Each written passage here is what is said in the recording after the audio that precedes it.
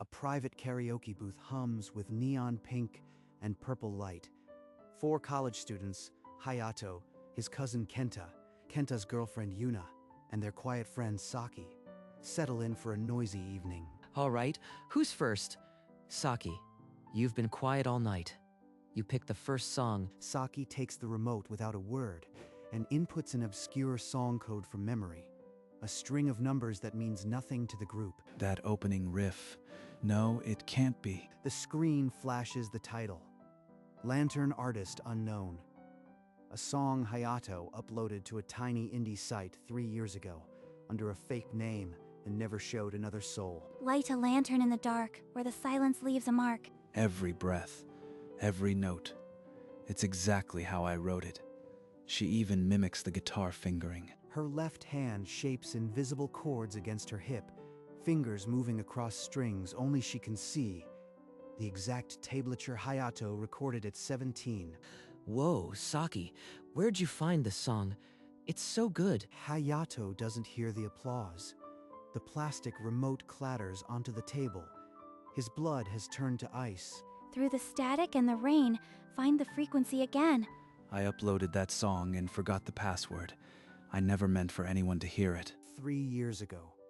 As Lantern, he'd uploaded the song and left. 800 plays. He never checked again. Now every note was sung back with terrifying accuracy. The bridge he'd labored over for weeks flowed effortlessly from her lips. Saki, that was amazing. Where did you find this song? I've never heard anything like it. She knows the lyrics, every breath. No one else alive should know the song like that. The song ended. Saki lowered the microphone, but her eyes never left Hayato. The booth was silent, except for the hum of the neon lights. Seriously, Saki, you've been holding out on us. What else have you got on that playlist? It's just something I stumbled on. We should pick the next song. She knows. She has to know.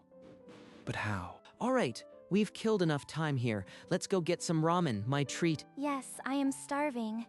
Saki, you are coming, right? Hayato stood mechanically, already reaching for his jacket. He couldn't get out of this booth fast enough, but Saki didn't rise. I need a minute. I think I dropped an earring during the song.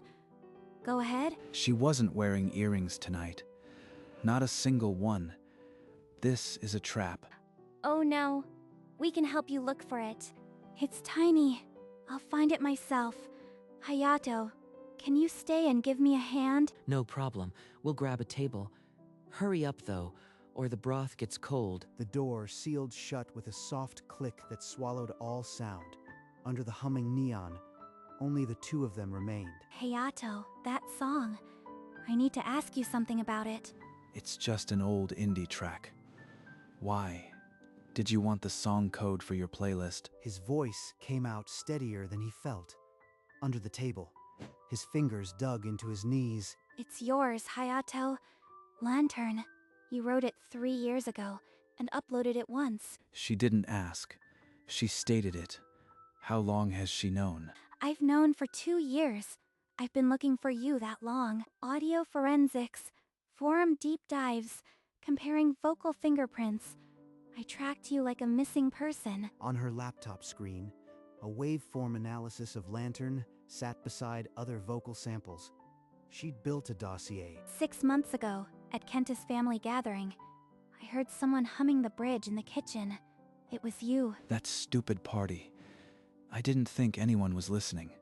She heard everything. Hayato stood frozen.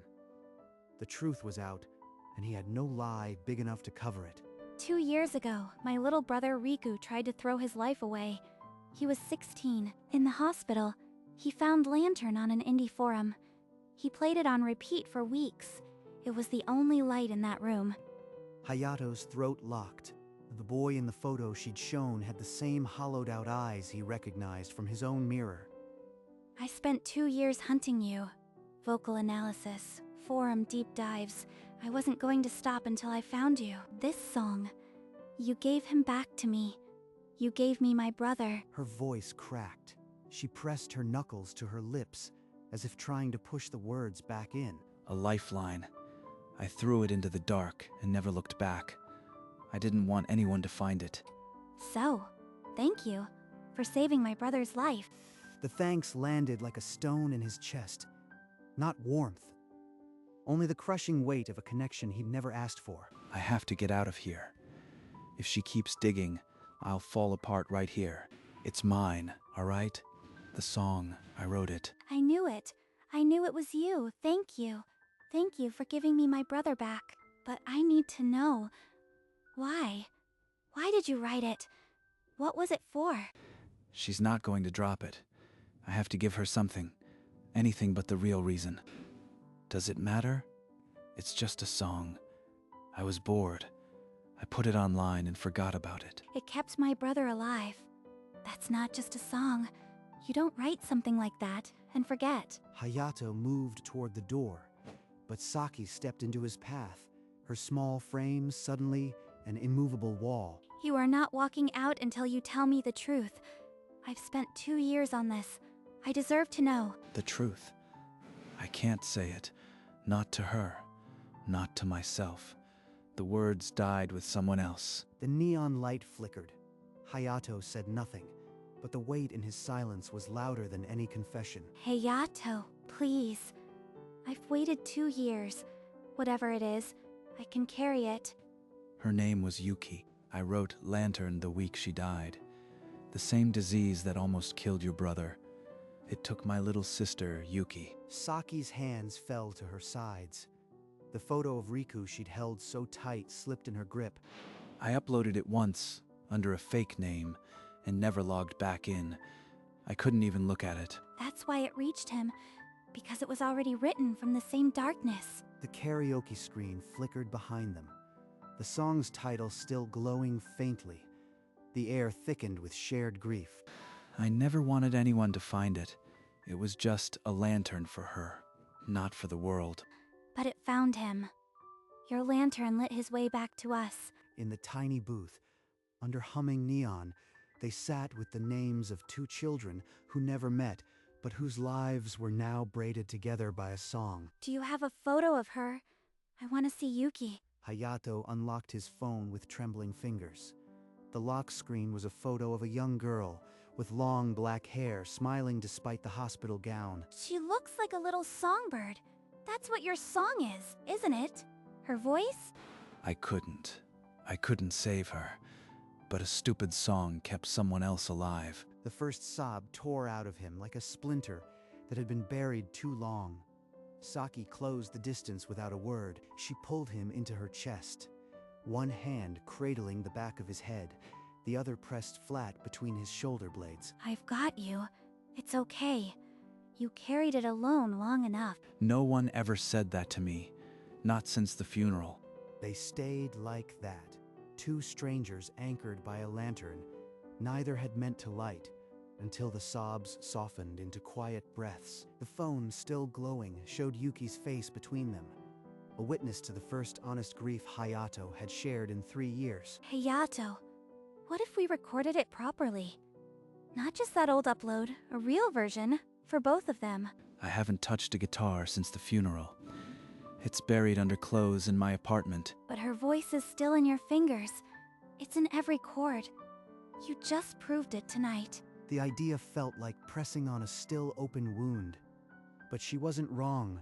The muscle memory had never left. Riku wants to meet you. He's been waiting 2 years to thank you in person. I can't. Not yet. I am not ready for that. Saki nodded, pulled a small notepad from her pocket, and wrote in silence. She pressed the folded paper into his palm. When you are ready, call me. Or don't. But this isn't goodbye. A phone number. And a choice that might tear me apart or finally let me breathe. Outside, the karaoke building glowed against the night sky. Indifferent to the decision hanging over the boy left inside, Hayato's apartment waited exactly as he'd left it. Cold, silent, the dust undisturbed. The guitar leaned in the corner, like a sleeping ghost. One string still broken. He didn't touch it. Password reset. I don't remember the email. I can't get back into the account. But the original file was still on his hard drive. He hesitated, then double-clicked. The opening riff filled the room. His own voice, 17 and broken, sang back at him. Yuki, I wrote this for you, and it saved someone else. I'm sorry it couldn't do the same for you. He sat alone until the song ended, then picked up his phone and unfolded the paper. Hayato? I didn't expect to hear from you so soon. I'll meet him. Your brother. Set it up. Outside his window, the city carried on. The song, once a secret, was no longer just his own. The next afternoon, Hayato found Saki waiting under the cherry trees, her star clips catching the spring light, like scattered pieces of sky. You came. I wasn't sure you'd actually show up after everything.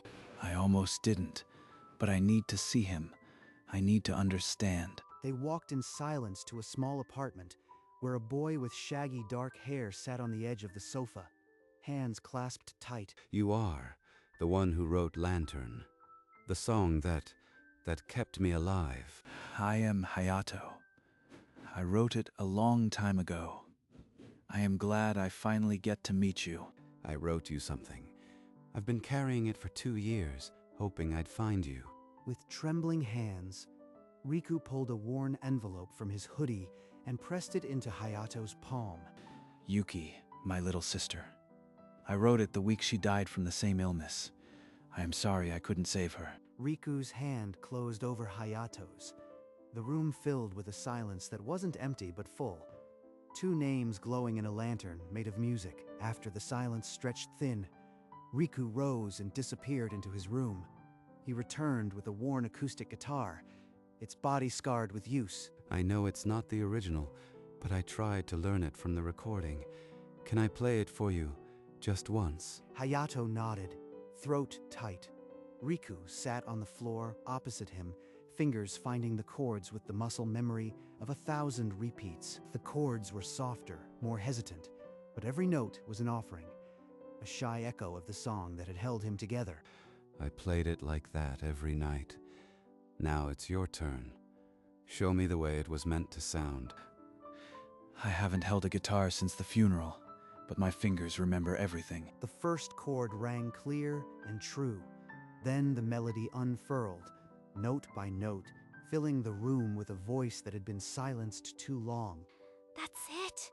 That's the sound that pulled him back from the edge. Thank you, Hayato, for giving me a song to live to.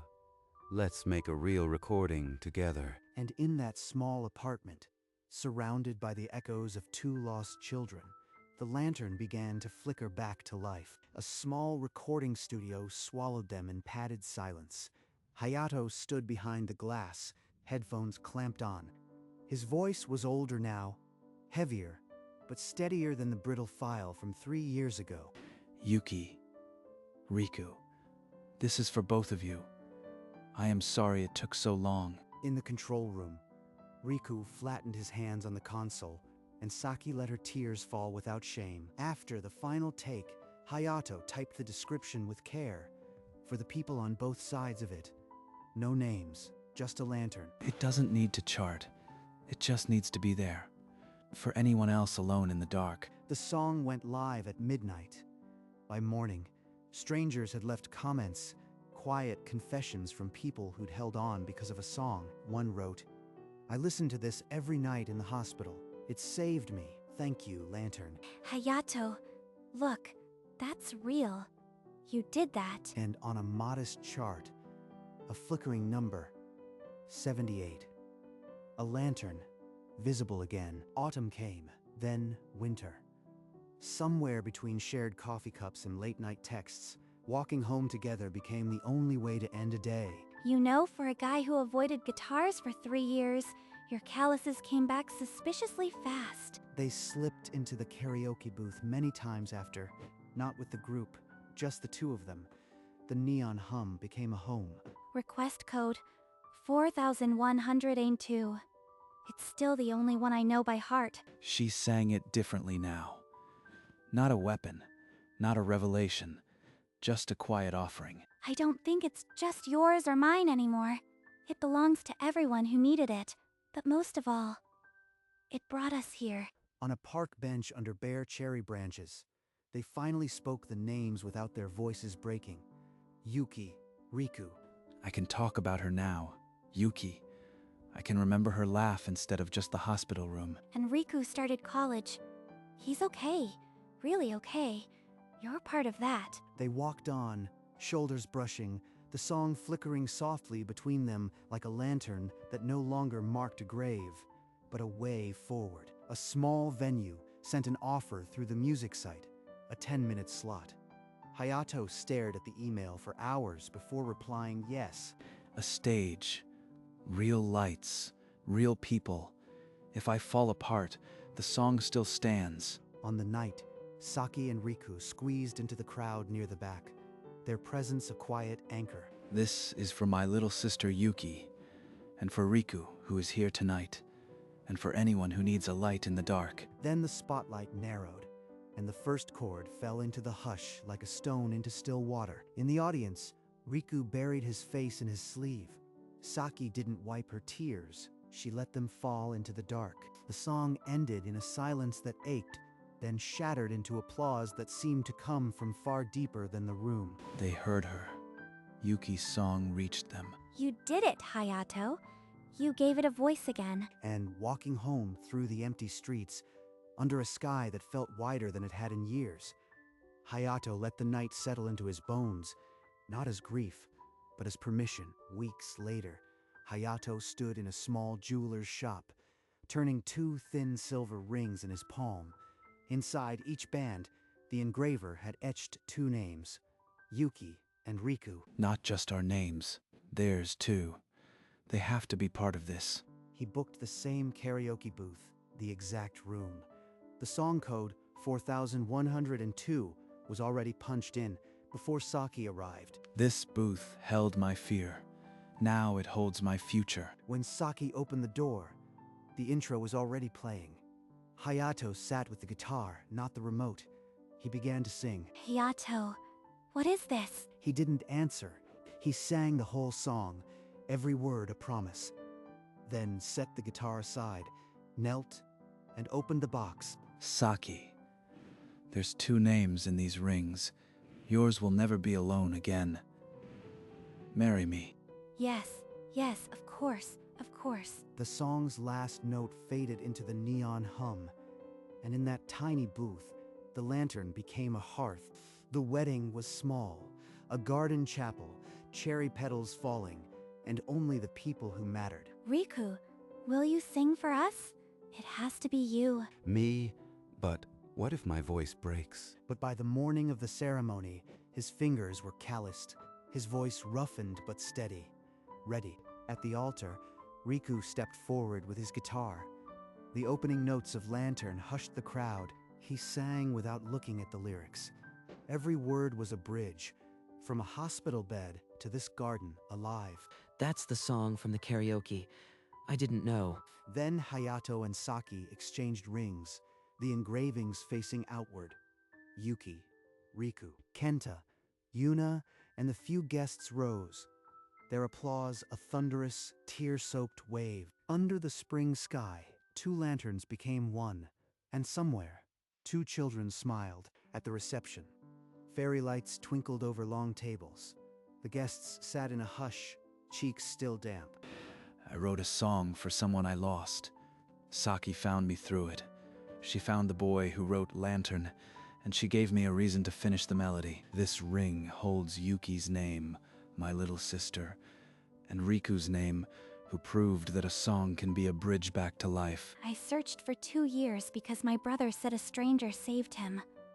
Then I found out the stranger was saving himself too. Thank you, Hayato, for a song that built a bridge out of grief. And thank you all for carrying the lantern with us. To Yuki and Riku, and to the dumbest, most stubborn karaoke night in history. Glasses lifted across the garden.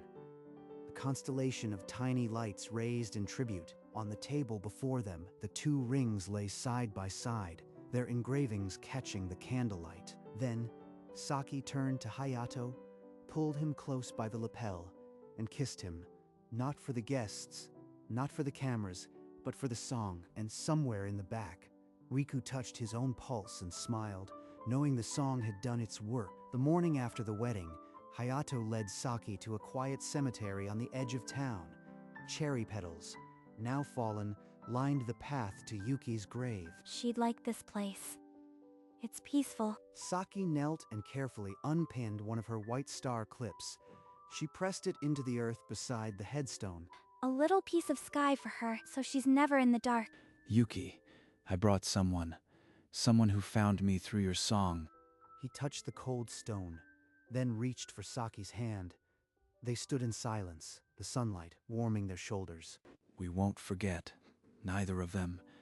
Every year, we'll come back. And every time we sing, they'll be in the melody. They walked back down the path, fingers laced, the star clip glinting among the petals. Ahead, the road stretched toward home, bathed in the soft gold of a setting sun. Years passed.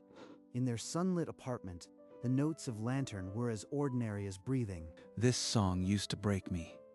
Now, it just feels like home. From the kitchen, Saki hummed the melody, her voice blending with the simmer of miso soup. On her stirring hand, the ring glinted.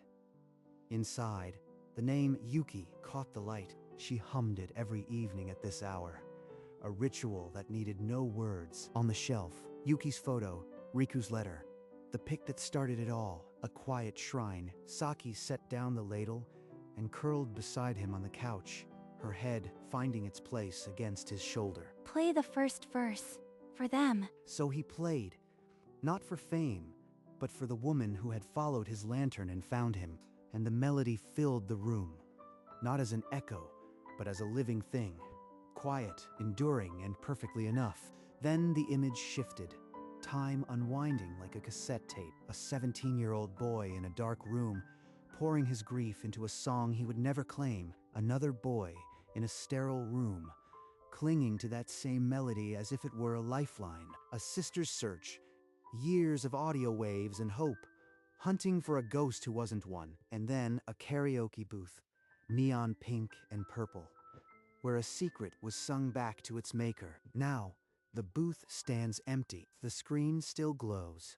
The song plays on, waiting for no one and everyone. A music note-shaped border fades in, soft purple, like an old bruise finally healing. Inside it, words appear, not a statement, but a quiet truth that has outlived all of this. This song saved me. On 2 silver rings, resting against a soft cloth, the engravings caught the light one final time. Yuki, the name of a girl who never grew old, but whose voice outlived the silence. Riku, the name of a boy who found a lifeline in the dark and lived to sing at a wedding. 2 hands, 2 rings, 2 stories that should never have touched, until a song made them collide. The music fades, the booth is empty. The song no longer belongs to any one person.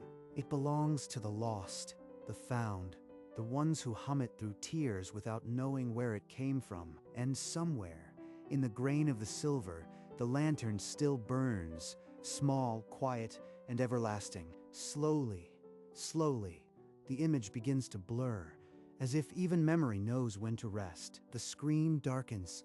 Not an end, just a pause, and the last note, held in the hush, becomes a promise. No one who needs a lantern walks alone.